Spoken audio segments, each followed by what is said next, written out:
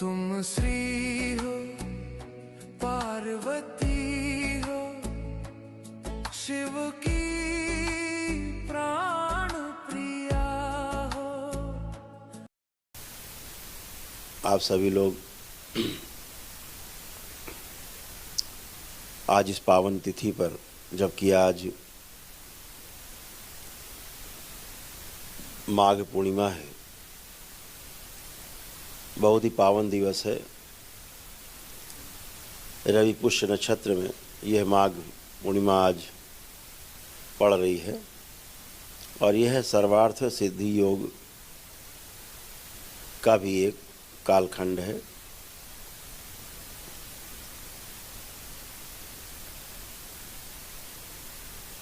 इसमें नाना प्रकार से लोगों को दान आदि करने से, लोगों को सहयोग करने से, व्रत आदि करने से आपको इसका पुण्य फल भी प्राप्त होता है। इस माघ पूर्णिमा में खीर आदि का भोग बना करके भी ग्रहण करने का और सदुपयोग से भी इसके लाभ देखे गए हैं, क्योंकि चंद्रमा का विशेष प्रभाव आज रात्रि इस माघ पूर्णिमा के दिवस पर रहता है। तो आप सभी लोग अपने अपने अनुसार, तमाम शास्त्रों में वर्णित है उसके अनुसार आप इसको ग्रहण करेंगे आज। और भी सबसे बड़ी बात है कि आज यह तिथि 162 वर्षों के बाद आज ये संयोग बना है आज के दिवस का, इसलिए भी महत्वपूर्ण है। आज माँ ललिता त्रिपुर सुंदरी का आज प्राकट्य दिवस भी है। आज ही के दिन वो प्रकट हुई थी इस सृष्टि में, तो उनको भी सभी लोग नमन करेंगे, विशेष रूप से उनका पूजन अर्चन भी करें। आज महालक्ष्मी का ही पूजन होता है, सब उन्हीं के रूप में होता है, क्योंकि तीनों रूप विद्यमान है उनमें। तो आज का दिवस बहुत ही सुंदर। आप सभी को इस दिवस पर बहुत बहुत बधाई, बहुत शुभकामनाएं। आप सभी स्वस्थ रहें, सुखी रहें और संपन्न हो। आज के दिवस पर जो ये ध्यान साधना का कार्यक्रम दरबार द्वारा शुरू किया जा रहा है, जो आज आरंभ किया जा रहा है, यह प्रातः 10 बजे प्रत्येक रविवार को अनवरत रूप से, अबाध रूप से चलता रहेगा कार्यक्रम ध्यान साधना का। प्रति रविवार प्रातः 10 बजे से यह हमेशा के लिए कार्यक्रम है। इसमें जुड़ करके ध्यान साधना करने से भी आपके तमाम भोग कटते हैं सीधे सीधे लाइव में। बस उसकी एक ही छोटी सी शर्त है कि आप अपने घर में दरबार में हैं तो कोई बात नहीं, लेकिन अगर आप अपने अपने घरों में रहें और लाइव में जुड़ रहे हैं तो सिद्ध अगियारी अपनी जरूर जला लें। सीधे सीधे ध्यान साधना से जुड़ने के लिए लाइव कार्यक्रम कोई भी करते हैं, मेरे द्वारा किया जाता है। ध्यान साधना में तो चूकना ही नहीं है सिद्ध अगियारी जलाने से, दरबार से लेकर मेरे द्वारा कोई भी लाइव कार्यक्रम, कोई अनुष्ठान किए जाते हैं, कोई संकल्प कराए जाते हैं लाइव, तो सिद्ध अगियारी जला के करें तो उसका विशेष फल आपको प्राप्त होता है, तत्क्षण प्राप्त होता है। इस बात का विशेष ध्यान रखना है आपको। तो अपनी सिद्ध अगियारी जला करके जरूर करें। घर पर भी आप ध्यान साधना करते हैं, जैसा कि आपको पहले ही बताया गया है, सिद्ध अगियारी बहुत ही महत्वपूर्ण है।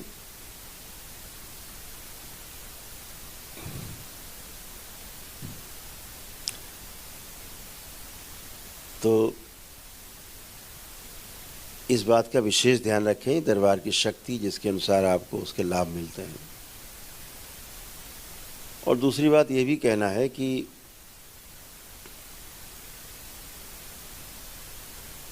दरबार ने एक नया कार्यक्रम शुरू किया है, ईश्वरी आनंद दरबार के नाम से। जो आनंद दरबार अभी था पिछले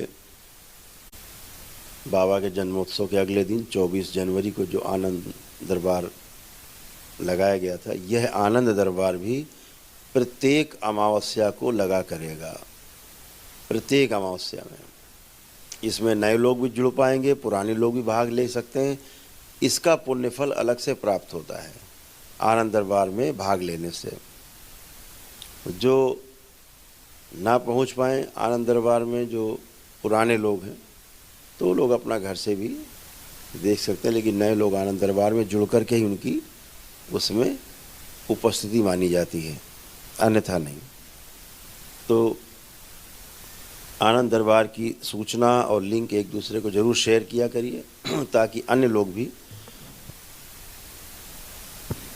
उसका लाभ उठा सके, और उसका पुण्य आपको मिलता है जब आप दूसरे को सूचना देते हैं कि भाई आप लोग भी जुड़ करके इसमें स्वास्थ्य लाभ कर सकते हैं।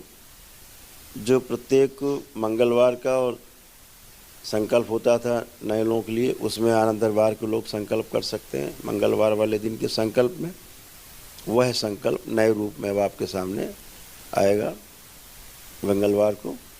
और शनिवार वाला संकल्प जो एक दिवसीय अनुष्ठान कर चुके उन लोगों के लिए है, जिनके पास एक दिवसीय अनुष्ठान के पुण्य है, वह उनके लिए है, वो ध्यान रखें। तो आनंद दरबार में आप सभी जुड़ के, जो लोग जुड़ते हैं, एक बात और ध्यान रखें आनंद दरबार में, जो कि रोगी होते हैं, कष्ट होते हैं उन्हें, तो लेपन आदि अपना अवश्य शुरू कर दें। सक्षम है तो लेपन तत्काल शुरू कर दें, क्योंकि मस्तिष्क की जो सूजन है, आपको उसके बारे में ज्ञात है ही, तो वह भी साथ साथ समाप्त होती चले, नकारात्मकता समाप्त होती चले। तो मानसिक रोग जो हैं आपके, दुख हैं आपके, भ्रम हैं, भय हैं, ये सब आपके तमाम कष्ट हैं, वो सब आपके आनंद दरबार में जुड़ने से जाते हैं, आपकी प्रार्थना संकल्प से जाते हैं, आपकी ध्यान और साधना से जाते हैं। यही उसकी विधि है। तो दरबार ने सब खोल रखा है, उसको आप सभी लोग अपने अनुसार ग्रहण करें सूचना को। हमेशा ध्यान रखना है कि ध्यान साधना क्यों, एक प्रश्न उठता है। तो ध्यान रखें, यह केवल शरीर ही नहीं है जिसके माध्यम से हम बोल रहे हैं या आप सुन रहे हैं। ये केवल हाड़ मांस का शरीर नहीं है, एक पिंजरा है जिसमें हम रहते हैं, या कह दीजिए कि कहा जाए कि रहने के लिए बाध्य है। तो इसमें दो वस्तुएं हैं, एक शरीर है और एक दूसरी वस्तु है जो शरीर को चलाती है, जो अंदर बैठ के बोल रही है, सुन रही है, देख रही है। आदमी चलता फिरता दिखाई देता है, ये उसे जीवन कहते हैं। 5 चीज़ों से गठित आत्मा, बुद्धि, चित्त, वृत्ति और मन से, 5 चीज़ों से गठित होकर के जो वस्तु बनी है, उसे हम जीवन कह लेते हैं। दोनों की प्यास अलग है, शरीर की प्यास अलग है और जीवन की प्यास अलग है। इसी प्रकार शरीर के रोग अलग हैं, जो हाड़ मांस का शरीर है उसके रोग अलग हैं, उसकी चिकित्सा अलग है। और जो यह जीवन है, जो आत्मा, बुद्धि, चित्त, वृत्ति और मन अति सूक्ष्म तत्वों से मिलकर के, महातत्वों के कारण मिलकर के जिसका निर्माण हुआ है, लाखों करोड़ों वर्षों में इस जीवन का संगठित हुआ है, इसकी प्यास अलग है,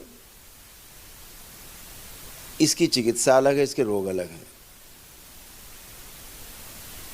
शरीर के रोग तो मशीनों के द्वारा, यंत्रों के द्वारा देखे जा सकते हैं, समझे जा सकते हैं, 18, 19, 20 गणना की जा सकती है मशीनों से। लेकिन जो जीवन के रोग हैं, जीवन की जो समस्याएं हैं, वो यंत्रों के माध्यम से ना तो देखी जा सकती हैं, ना समझी जा सकती हैं, और ना ही उनका उपचार किया जा सकता है। आज समस्या शरीर की कम और जीवन की ज़्यादा है। आदमी अपने भाव विचार से परेशान है, भाव विचार दूषित हैं, विकारग्रस्त हैं, तो वह ध्यान साधना से जाते हैं, जप, तप, अनुष्ठान से ध्यान साधना से ही जाते हैं। शरीर को अगर कहा जाए कि उसको जो रोग है वह रोग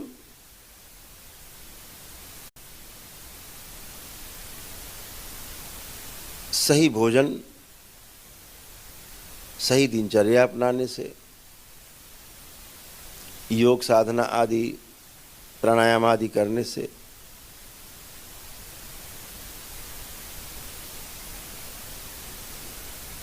यही जाते हैं। तो इसको ध्यान रखना है कि दोनों वस्तुएं अलग अलग हैं और दोनों की रोग अलग अलग हैं, दोनों की चिकित्सा भी अलग अलग है।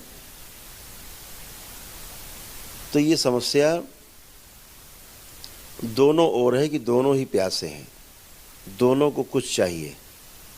एक को स्थूल में चाहिए शरीर को, और जो जीवन है उसको सूक्ष्म में चाहिए। तो यदि आपके भाव विचार अच्छे हैं,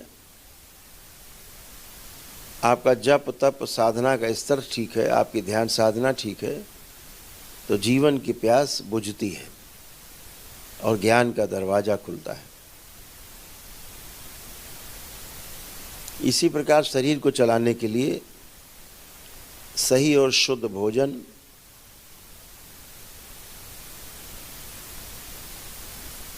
प्राकृतिक भोजन पे निर्भरता होनी चाहिए और स्वास्थ्य के लिए योग प्राणायाम इत्यादि करके अपने स्वास्थ्य को स्थिर रखा जा सकता है। भोजन में स्वाद की जो गणना की गई है वह भी स्वास्थ्य के आधार पर ही है, क्योंकि स्वाद तो जीवन लेता है, भोजन शरीर ग्रहण करता है। तो जब आप भोजन करते हैं और भोजन में स्वाद नहीं होता है, तो इसका अर्थ ये हुआ कि वह भोजन आपके लिए नहीं है। इसीलिए मुंह के पास सबसे पहले नाक लगी हुई है कि कोई भी आप उठा खाने की कोशिश करते हैं तो पहले सुगंध या दुर्गंध आपको आएगी, उसके पश्चात ही मुख में जाएगा। ईश्वर ने कितनी सुंदर व्यवस्था की है। ऐसा नहीं किया कि नाक आपकी पीछे लगा दी, मुंह आगे लगा दिया, एकदम कनेक्ट। ईश्वर की कितनी सुंदर कृति है मनुष्य, यह हम आप सब भूल चुके हैं। तो इसको ध्यान रखना है कि हमको दोनों स्तर पर काम करना है, अपने शरीर को भी ठीक रखना है और अपने जीवन को भी ठीक रखना है। क्योंकि जीवन अगर असंतुष्ट हुआ, जीवन अगर गड़बड़ हुआ, उसकी प्यास नहीं बुझी, तो शरीर गड़बड़ होने लगता है। और शरीर अगर गड़बड़ हुआ है, गड़बड़ हो रहा है, रोगग्रस्त हो गया है, तो जीवन भी उस शरीर में रहने वाला छटपटाने लगता है।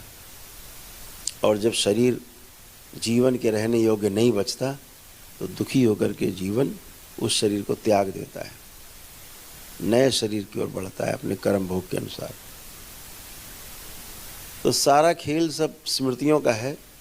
आप दिन भर सुनते हैं दरबार का जो अनुसंधान है, स्मृतियां ही रोग हैं और स्मृतियां ही स्वास्थ्य हैं। रोगी नकारात्मक स्मृतियां रोग पैदा करती हैं, कष्ट देती हैं, और सकारात्मक स्मृतियां आपको स्वास्थ्य प्रदान करती हैं, प्रसन्नता देती हैं। तो इच्छा विचार आशाएं, आपके भाव ये सुंदर हो तो आपका जीना सरल हो जाता है। जैसा दरबार आपके लिए करता है, योजना करता है, आप दरबार से जुड़ते हैं, तमाम पुण्य फल प्राप्त करते हैं। तो नाना प्रकार से दरबार आपको सहयोग करने की कोशिश करता है। जो आनंद दरबार में जुड़ते हैं, मैंने देखा बहुत से लोग आनंद दरबार में आए और उन्होंने पहले दिन ज्वाइन किया आनंद दरबार, और अगले दिन दूसरे चौथे दिन से वो एक दिवसीय अनुष्ठान में सीधे स्थानांतरित हो गए। उन्होंने देखा कि हमें तो एक दिन में ही लाभ, ये 400 प्रकार की जो स्मृतियाँ, इनसे छुटकारा तो हमें एक दिन में ही मिल रहा है। तो वो सीधे उसमें स्थानांतरित हो गए। तो जिसकी जैसी इच्छा हो, दरबार के तमाम कार्यक्रम हैं, आप पूछताछ करके एक दूसरे में आपस में बात करके इसको अपने अनुसार संयोजित कर सकते हैं। तो दो विधि हैं, एक ध्यान देना और दूसरी है ध्यान करना। जब हम समाज में जीने जाते हैं, अपने परिवार के साथ जीते हैं, अपने अलावा किसी के साथ जीते हैं, चाहे वो पदार्थ अवस्था हो, चाहे प्राणावस्था हो, चाहे जीव अवस्था हो, चाहे वह मानव अवस्था हो, ज्ञान की अवस्था, तो हमें ध्यान देना पड़ता है।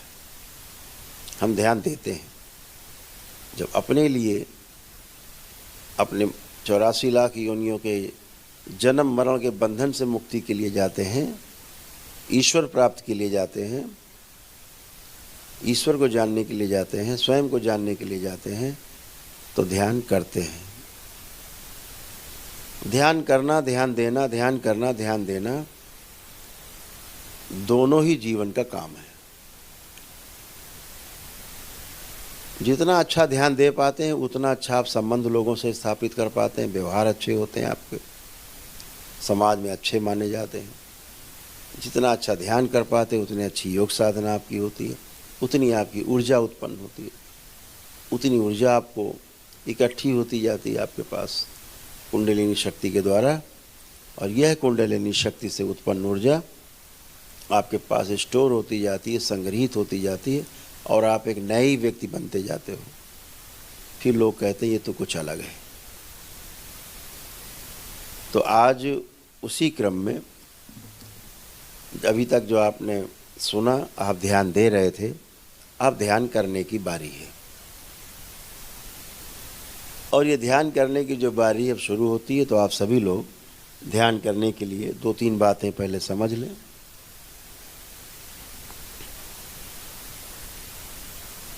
आप जहाँ हैं जैसे वहीं ध्यान कर सकते हैं। इसमें कहीं कोई बहुत ज़्यादा नियम की आवश्यकता नहीं है। आप जहाँ हैं वहीं ध्यान शुरू कर सकते हैं। बिस्तर आदि पे ध्यान करने से इसलिए मना किया जाता है क्योंकि बिस्तर पर निद्रा की स्मृतियाँ रहती हैं। जैसे आप अपनी बिस्तर पे जाते हैं आपको निद्रा आने लगती, वहाँ स्मृतियाँ रहती हैं बिस्तर से जुड़ी हुई, तो आपको निद्रा आने लगती, तो ध्यान में थोड़ा बाधा पहुँचती है। इतने कारण के लिए मना किया गया है कि बिस्तर पे ध्यान नहीं करना है जहाँ सोते हैं। और कोई इसके कारण नहीं है कि आपका ध्यान साधना भंग हो जाएगी, कुछ हो, निद्रा आ जाएगी तो ध्यान की जगह आप निद्रा में चले जाएंगे। इसके लिए बोला गया। तो अगर हो सके तो अपना बिस्तर से हट के, और कोई कंबल आदि हो तो बिछा सकते हैं, ऊनी कोई कपड़ा हो तो बिछा सकते हैं आप, उस पर बैठ सकते हैं, चादर अदर बिछा लें, जो भी आपके पास उपलब्ध हो आराम से बैठ लें। और आराम मुद्रा में, चाहे आपको पद्मासन में बैठना अच्छा लगता हो तो पद्मासन में बैठें, सिद्धासन में बैठना अच्छा लगता हो तो सिद्धासन में बैठें, सुखासन में बैठना अच्छा लगता हो तो आराम से पालथी मार के, जैसे सामान्य लोग बैठते हैं भोजन करने, ऐसे पालथी मार के भी बैठ सकते हैं आप। और पालथी मारने के पश्चात कुछ लोग ज्ञान मुद्रा लगाते हैं ध्यान साधना में, उससे आप लॉक हो जाते हैं। या फिर बाईं हथेली के ऊपर अपनी दाहिनी हथेली नाभि के पास रख लेते हैं, ये भी कर सकते हैं। अपनी बाईं हथेली रखी, उसके ऊपर फिर दाहिनी हथेली रखी नाभि के पास, और ऐसी मुद्रा भी कर सकते हैं। आपस में उंगलियों के फंसा करके भी नाभि के पास रख सकते हैं। तो बहुत सिंपल है, जिस मुद्रा में जहाँ है, बहुत सरल भाषा में कहा जाए, जहाँ है जैसे हैं वैसे ही ध्यान शुरू। ध्यान करने के लिए कोई विशेष आयोजन नहीं करना है, कोई टोना टुटका नहीं करना है, तमाम चीज़ों में फंसना नहीं है।